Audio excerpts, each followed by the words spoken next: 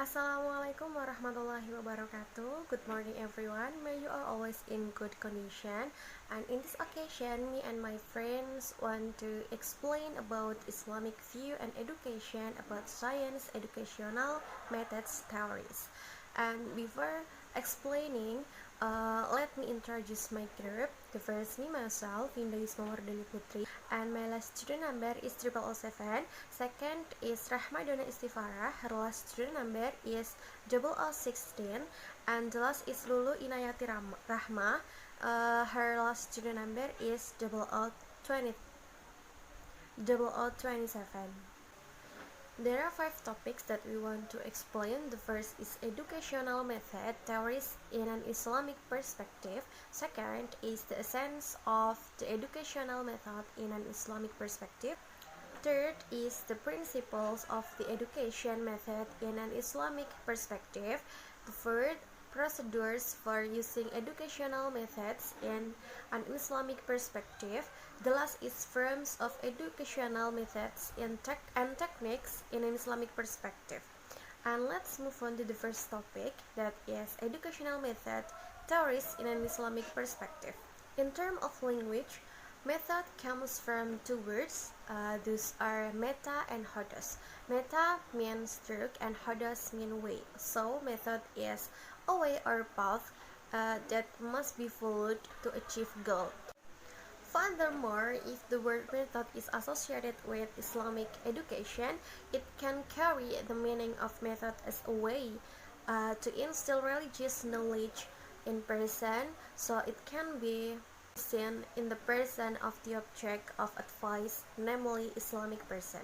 And the next is the essence of educational method in an Islamic perspective. The first is the method implies that the process of using it is consistent and systematic.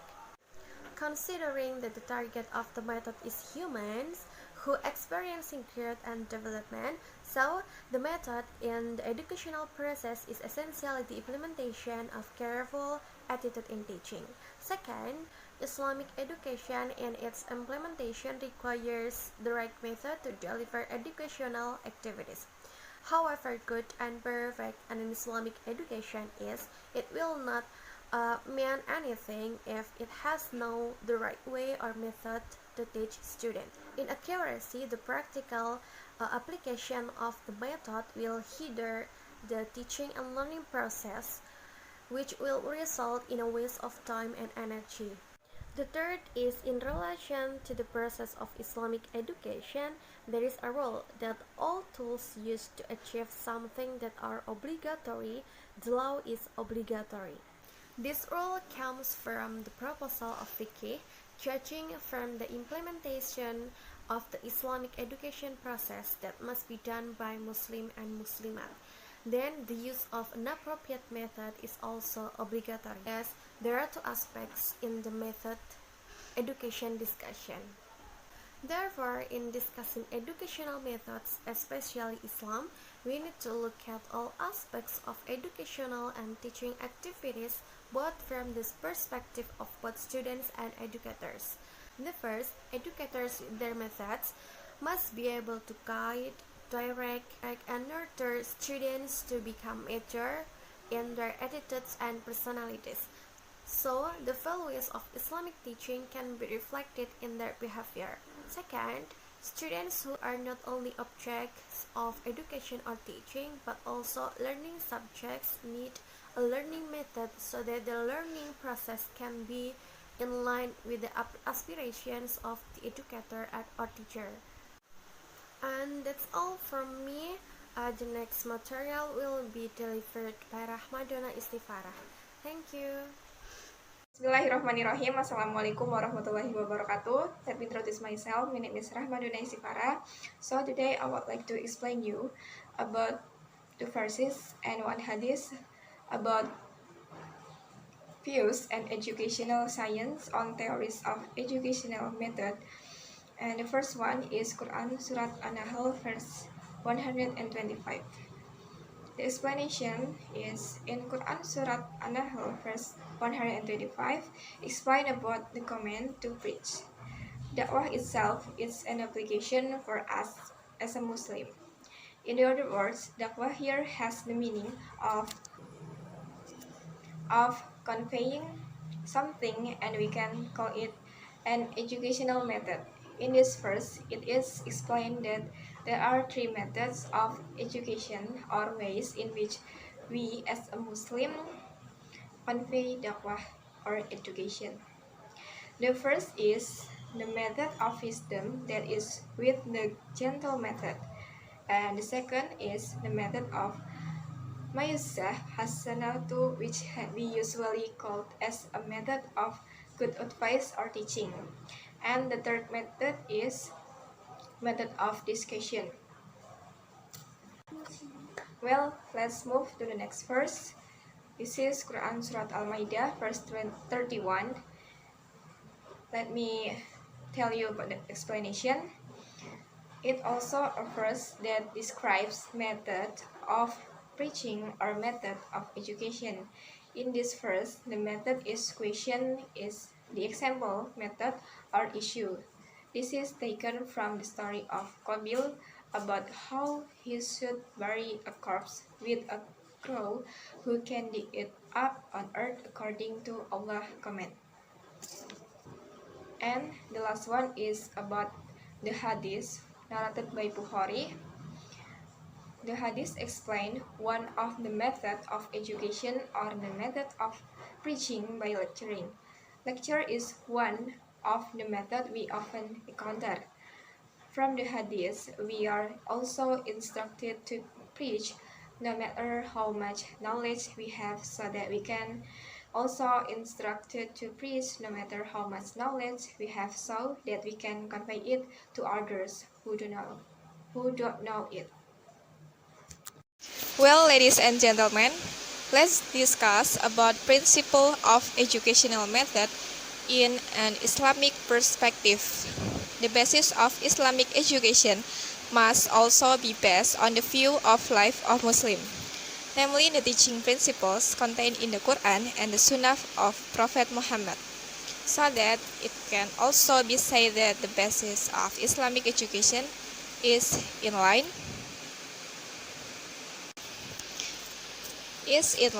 with the foundation in Islamic teaching. The basis of education is, the first one is the Quran, the second one is Hadith, third one is the attitude and action of friend, and the fourth is ijtihad. A principle is a statement of fundamental or general or individual truth that is used by a person or group as a guide for thinking or acting. A principle is the spirit of a development or a change, and it an accumulation of experience or meaning by a particular object or subject. Okay, let's move to the next slide. Okay, let's move to the principles of education. There are 5 principles. The first one is principle of integration. This principle considers that there is a form of unity of the world and the hereafter. The meaning is that the education that we implement can make our lives better in acting, speaking, and can realize that human beings basically serve only the Creator, the Almighty Good Almighty. And the second one is the principle of balance. The principle of balance is a consequence of the principle of integration. The balance between spiritual and physical, pure science and applied science, between theory and practice, and between value concerning faith, sharing, and morality. And the third one, the principle of equation. Human beings are basically the same. That is, they are both created from a blood clot, which then become flesh and grow into a human being who is able to think and reason. The only difference is the level of his faith and piety before his God. And the third one is principle of continuity, or called lifelong education. There is an expression in Mahfuzat, seek knowledge from the cradle to the grave. So it's not uncommon for Muslims to always instill in their selves to always seek knowledge even when they reach the state of China, by making it easier to read and memorize the Quran. Quran Surah Toha, verse 114, with this principle of priority, the educator is not only responsible for providing a place of learning for learners only, but more than an educator must also prepare all the needs of learners, such as broad vision, good example, and mental readiness. Hello, my name is Lulu Inayati Rahma and my lesson number is 0027. In this time, I will continue the explanation from Rahmadona Istifarah, and the next point is about procedure for using educational method in an Islamic perspective. Based on the description of Abuddin Natas thought about learning strategies in an Islamic perspective, that the teacher as a class manager applies several approaches in class management. There are 4 approaches. The first is the power approach. According to Jamarah, the power approach is the teacher creates and maintains a disciplined situation in the classroom.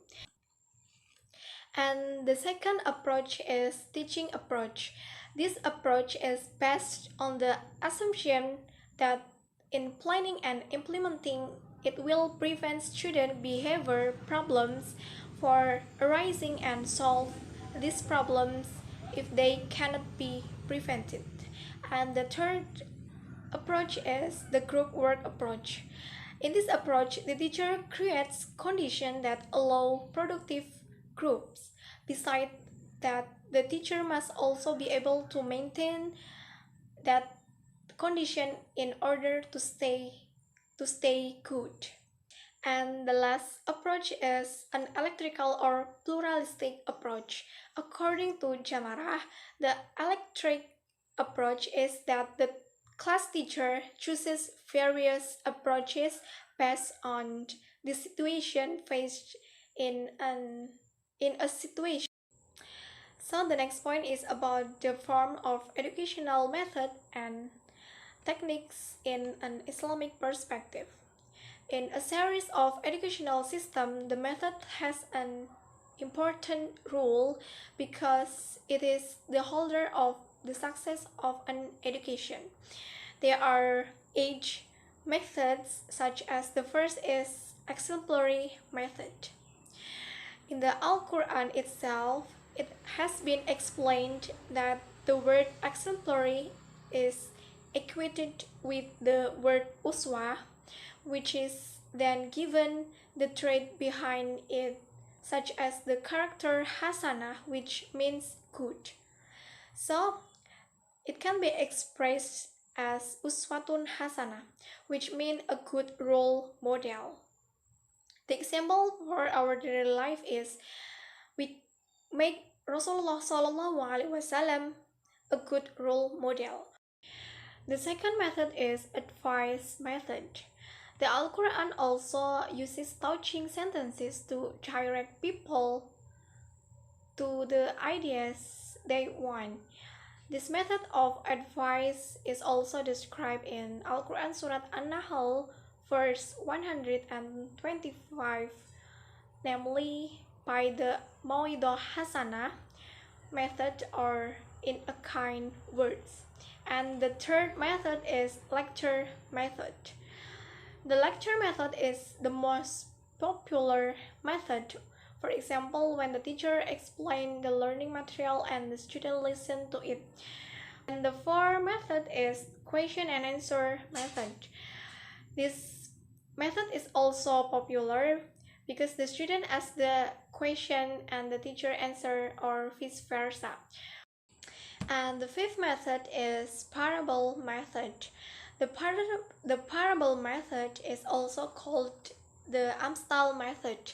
The parable method is an educational method used by the educators to students by advising various parables so that the material is easy to understand. And the sixth method is repetition method. The method of repetition is to repeat or practice what we have previously learned. And the seventh method is discussion method. In Al-Quran Surat Al-Ahzab verse 125, the method of discussion is also explained by the name jidal, which means discussion. The definition of the discussion itself is a way of delivering learning materials by providing opportunities for students to discuss. And the last method is story method. The story method is method of taking an ibrah or wisdom from a story. For example, we can learn from the stories of the prophet and apostles to take lessons from each event. So the conclusion is, when we talk about the theme Islamic view and education about science educational method theories, in the method of Islamic education, the implementation must be correct in teaching students. We have to pay attention to the essence of the Islamic education method. Not only that, but we have to pay attention to the principle of the Islamic education method, including integration, balance, equality, community, and the principle of virtue. And then we have to also pay attention to the procedures for using educational method, which contains strategies and approaches that we will use in the learning process. And last is, don't forget to use the educational method that suit with our needs. So that's all about our explanation about the material. Thank you for your attention. Wassalamualaikum warahmatullahi wabarakatuh.